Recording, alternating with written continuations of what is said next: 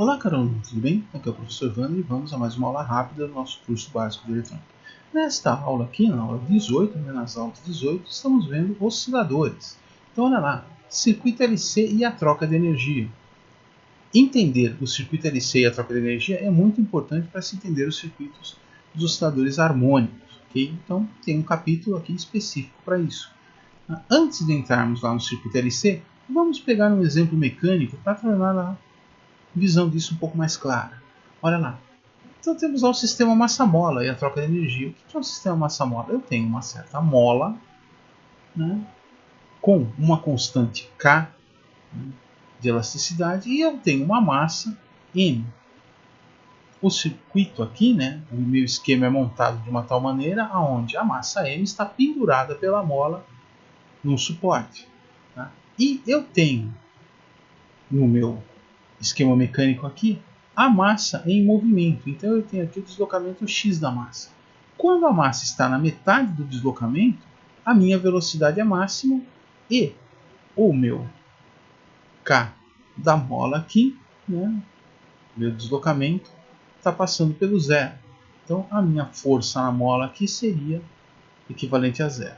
Quando a minha massa começa ela está subindo, chegar mais próximo do máximo do deslocamento, a velocidade diminui, porém a minha posição em relação ao centro aqui, né, de oscilação, aumenta. Então eu tenho uma redução da minha força cinética, né?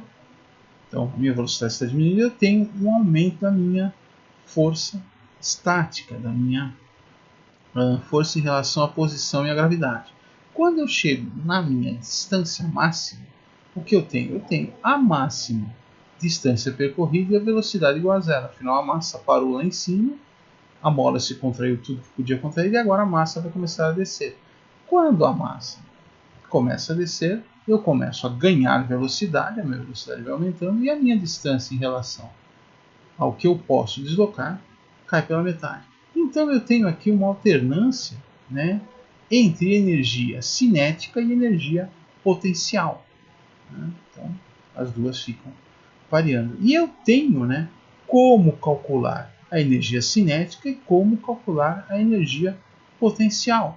Né? Olha lá, a energia cinética é meio da massa vezes a velocidade ao quadrado. E a minha energia potencial, que é o que? Meio de K, que é a constante de elasticidade da mola, vezes x, que é o meu deslocamento, né, ao quadrado. Tá?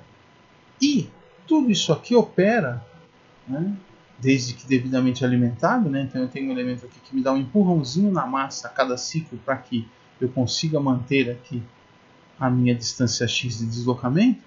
Tudo isso ocorre numa frequência pré-determinada. Qual é a frequência natural de oscilação aqui?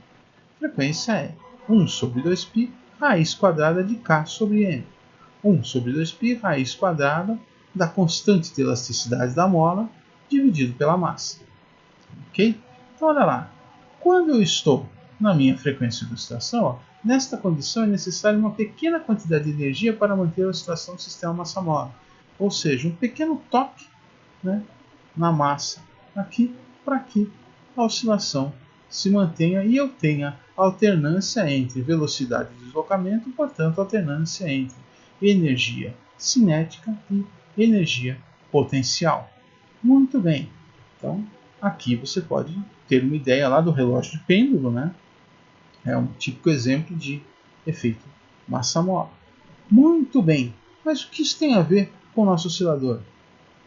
Tem a ver que o circuito LC, formado por um indutor e um capacitor, tem um comportamento muito parecido.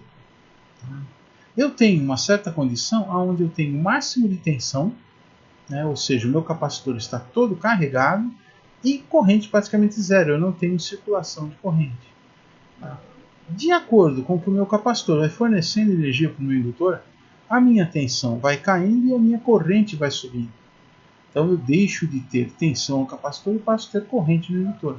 Até o momento onde praticamente eu não tenho tensão no capacitor e tenho toda a corrente possível circulando no indutor. Tá? E aí o ciclo se retoma. O indutor começa a carregar o capacitor, a tensão no capacitor começa a subir e a corrente no indutor começa a cair. Muito bem. tudo isso aqui, né, tudo isso ocorre de uma certa maneira e eu posso calcular o que? A energia no capacitor e a energia no indutor. Né? Então, olha lá. Como é que eu calculo a energia no capacitor? Nós já vimos isso. Meio, né, 1 sobre 2, da capacitância vezes a tensão ao quadrado. Energia no indutor. Meio da indutância vezes a corrente ao quadrado. Muito bem. Tá? E como é que eu descubro a minha frequência de oscilação, onde isso aqui é possível que fique trocando energia?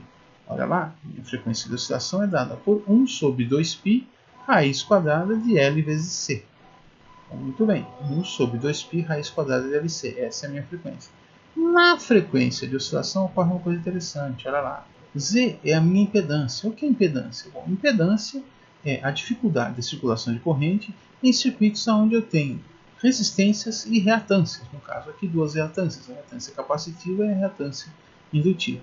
Neste caso aqui, então, né, na frequência de operação, a impedância máxima. Então, olha só, nesta condição é necessária uma pequena quantidade de energia para manter a troca de energia entre o LC, portanto, manter a oscilação. Então, um pequeno pulso de energia aqui, no momento correto, me faz o LC continuar trocando energias. Okay? E se eu tiver o circuito em série? A ideia é exatamente a mesma, as fórmulas são a mesma, porém, na frequência de oscilação, Z é mínimo. Ou seja, a minha impedância aqui é mínima. E nesta condição, a mesma coisa. Né? É necessário uma pequena quantidade de energia para que o meu circuito LC aqui continue trocando de energia entre si. Tá? Então, isto é importante por quê? Porque é uma maneira de se enxergar lá a troca de energia que acontece nos osciladores harmônicos. Senhores, olha lá. Circuito LC paralelo, também conhecido como circuito tanque. Tá? Então, na frequência de operação, na frequência de oscilação, né, a minha impedância é máxima. Isso é bastante interessante de se saber.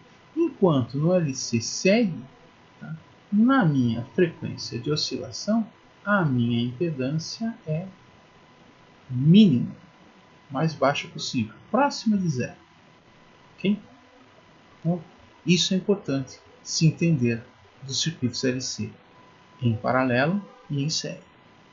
Senhores, nas próximas aulas vamos começar a ver osciladores. Então, olha lá, na próxima aula vamos ver oscilador com lâmpada neon, com SCR e com transistor de unijunção. Se você quiser ver a aula completa de osciladores, este link aqui está na descrição do vídeo. Através dele você consegue ver esta aula. Aqui é o professor Wander se despedindo. Tchau, tchau.